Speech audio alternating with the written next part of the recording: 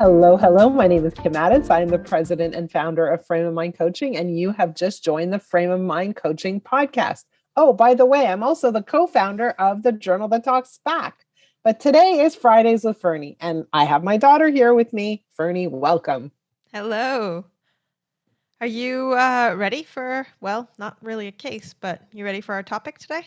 I love your topic, so throw it at me. What do you have for me today? So we actually got quite good feedback on one of our topics that ended up turning into more of a personal conversation. The episode was about me and my partner, about how we have a long distance relationship. And we got a lot of, like I said, a lot of positive feedback about that one. So um, I thought today I might bring something that is quite personal as well. So for the longest time, and I think now I've kind of come to terms with it, but when I was younger, I struggled with my identity. That is not in terms of sexual identity, but in terms of kind of cultural and nationalistic identity. Like, what country do I associate with? What kind of people, what kind of culture am I really connected to? And so for me, as you know very well, but for the audience, I was born in Canada, but my dad is Russian, and he came to Canada at 14, and my mom was born in Canada as well, but her family is Egyptian. And so I never really felt, truly Canadian because I had culturally diverse parents, but I also never really connected with either one truly of those cultures either. I don't speak Russian, I don't speak Arabic. And when I met those kinds of people, while I had a connection, I didn't feel like I was of the same breed. And I always felt like it was hard to kind of place myself, like who I was, where I came from, who I connected to. And so I guess my question is, for those people out there who may also have some sort of identity, I don't want to call it a crisis, but confusion, what kind of advice would you give them? Well, it's interesting because you're asking a question, but I think you don't have an identity crisis at all. I think you're a person in particular who's very clear about who she is and what matters to her and what resonates for her and what you relate to. I think you're very clear about your identity, but I think your question is, how do I find a group just like me? How do I find those people out there who I can totally relate to 100,000%? Because when I meet other Russian Jewish people, it's nice and there's a connection, but it's not a total connection. It's not a total bonding. There's like a relatability, but it's not huge. So I don't feel like I fit in. When I see other Egyptian people, like I grew up in Canada, I don't even speak Arabic. We eat some of the same foods, but there's not a total immersion or a total relatability. And I will say to you that I think that you're not unusual. I don't think that that you'll find in the world uh, everybody who has their people. Yeah. Maybe even you take the Greek culture, people who were born to Greek parents in Canada have other people, friends who were also born to Greek parents in Canada, and so there's a relatability. But I think that it's very important for you to realize that what you're looking for is those people who come. Oh, I'm looking for someone else who has a Russian Jewish father and an Egyptian Jewish mother. And I want to be exactly in that place so that I can relate all together. And I think that that's the question you're looking for the answer to, as opposed to what's my identity. I think you know what your identity is. That's fair. And That's so how fair. do I find, yeah, in terms of identity, sure, but how do I find those people um, that I like relate to? I think I can relate on a whole bunch of different topics, right? Like I really like nature, and I think I can find my nature friends, and they don't necessarily have to come from the same background. But I guess when talking to someone and someone asks, where are you from? Or what's your background? Or, you know, that connection in terms of that front specifically. Because you always hear about those groups that, as you said, like the Russian Jewish groups, they all have that thing together. Yeah. But I don't feel like I have that with any kind of group or you know, And, community. and so in a case like that, I would say to you that I think that it becomes frustrating when you try to look for total immersion. So someone or some people who are just like you, because I think you'll find it frustrating. I think you'll find that most people have a distinction or an area of difference. And so I think it's more interesting for you to find those areas of commonality.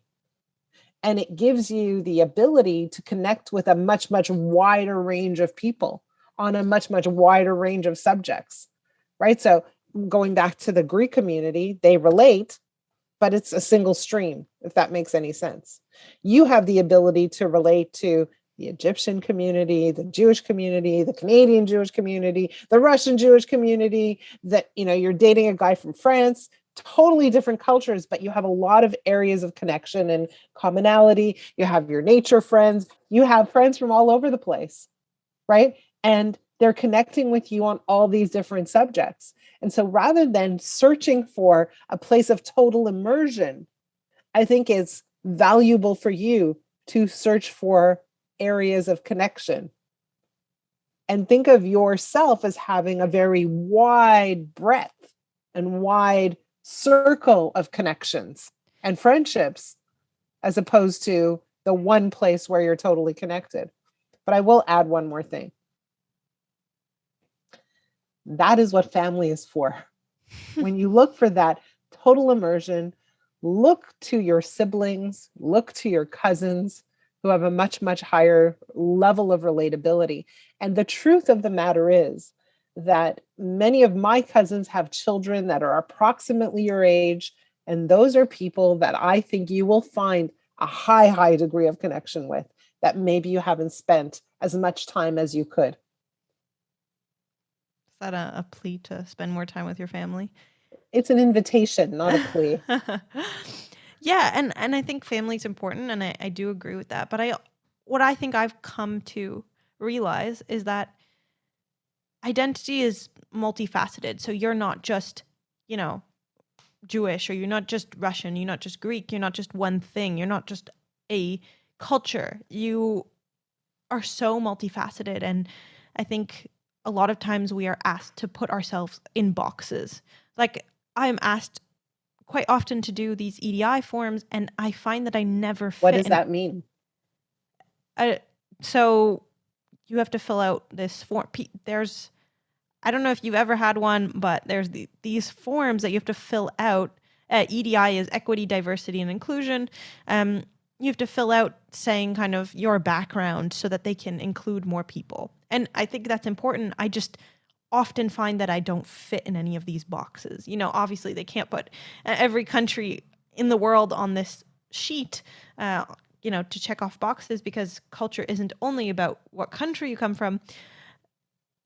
But I think that we often put ourselves in these boxes, and we shouldn't, because we don't fit in boxes. We fit in so many different boxes, you know, half a box, a quarter of a box, a full box, overflowing, and that it's really not representative of what a person actually is.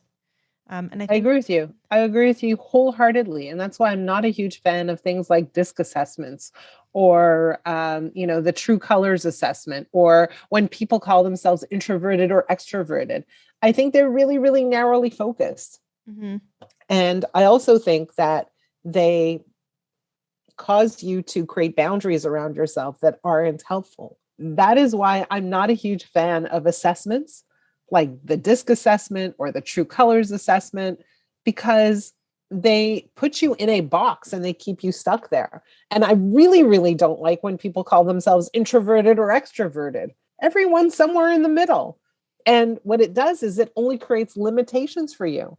And so in your case, I encourage you to lift the limitations. You're all this, right? You're all kinds of things in terms of your identity. I encourage you to connect with people on all those points of connections, instead of just trying to find that one lane with your one group of people who are identical to you.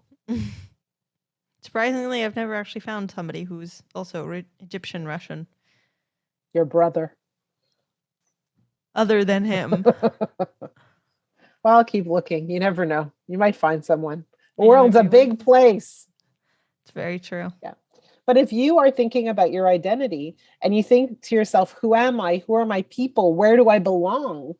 Think about all the points of connection and think that there is more than one place that you belong. And so don't look for this one bucket to just completely immerse yourself in. There are many, many, many buckets that you can be a part of. If you're an artist, you can be part of the painting community. If you're an athlete, you can be part of the baseball or the running community. If you are interested in languages, and I encourage you to spread your wings and find all of the places where your identity connects with others in the world. So find your buckets, not your one bucket. Yeah, I think that's important. Yeah, you're good with that? You're happy with that outcome? Yeah. Yeah, I good think answer. So. Okay. I think so. Thank you for the question. It's an important question because I think identity falls very, very deep. And it's not only related to our cultures and our interests, but it also connects to the way we see ourselves. If we see ourselves as a leader, if we see ourselves as a person with certain skill sets, if we see ourselves as a mother or a father, or as a brother or a sister, all of the ways that we see ourselves will impact how our lives play out. And so spread it out, open it up. Don't see yourself in only one way or only in one lane. Absolutely. Right? Open that wide up and see all your points of connection.